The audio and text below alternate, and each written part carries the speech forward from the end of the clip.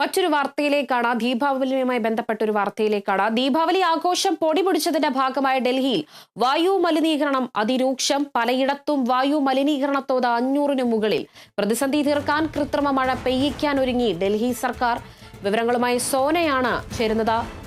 സോന, ഇന്നലെ അടക്കം കൃത്യമായ രീതിയിലുള്ള ഒരു നിയന്ത്രണങ്ങൾ വേണമെന്ന് തന്നെയാണ് കോടതി ആവശ്യപ്പെട്ടത്. പക്ഷേ ഡൽഹിയിലെ ജനങ്ങൾ അത് പാലിച്ചില്ല എന്നതിന്റെ തെളിവാണ് ഇപ്പോൾ ഈ വന്നിരിക്കുന്ന വാർത്ത എന്ന് വേണം മനസ്സിലാക്കാൻ, അല്ലേ?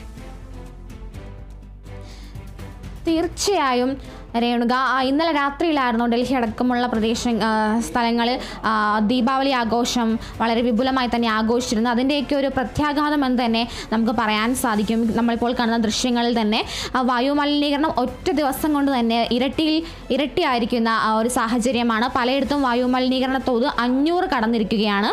എന്തു തന്നെ ആയാലും ഇതിൽ കൂടുതൽ നിയന്ത്രണം ഏർപ്പെടുത്താനിരിക്കുകയാണ് ഡൽഹി സർക്കാർ.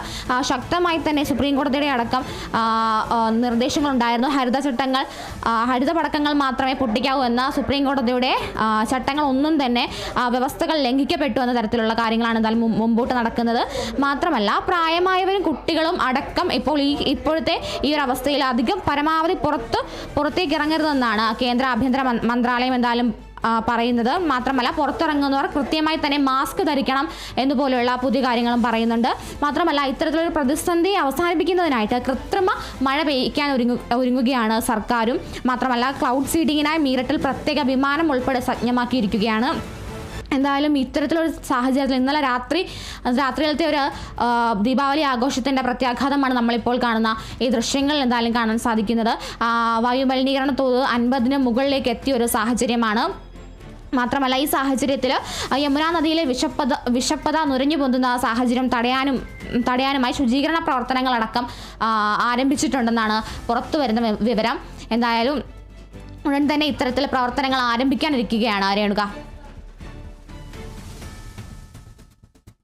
ശരി സോന, വ്യക്തമാണ്. ദീപാവലി ആഘോഷം പൊടിപൊടിച്ചതിന്റെ ഭാഗമായാണ് ഡൽഹിയിൽ വായു മലിനീകരണം അതിരൂക്ഷമായി ഇരിക്കുന്നത്. ഇന്നലെ തന്നെ കർശനമായൊരു നിയന്ത്രണം ഏർപ്പെടുത്തണമെന്ന് കോടതി പറഞ്ഞിരുന്നു. പക്ഷെ അത് പാലിക്കപ്പെട്ടില്ല ജനങ്ങളിൽ എന്നതാണ് ഇപ്പോൾ തെളിയുന്നത്. പലയിടത്തും വായു മലിനീകരണ തോത് 500-ന് മുകളിൽ കടന്നു.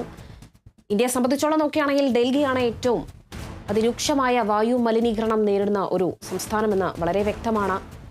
പ്രതിസന്ധി തീർക്കാൻ കൃത്രിമ മഴ പെയ്യിക്കാൻ ഒരുങ്ങിയിരിക്കുകയാണ് ഇപ്പോൾ ഡൽഹി സർക്കാർ. അത്രയധികം രൂക്ഷമായിരിക്കുന്നു അവിടുത്തെ അന്തരീക്ഷം എന്നതാണ് വ്യക്തമാകുന്നത്. വിവരങ്ങൾ പങ്കുവച്ചത് സോന സുരേഷ.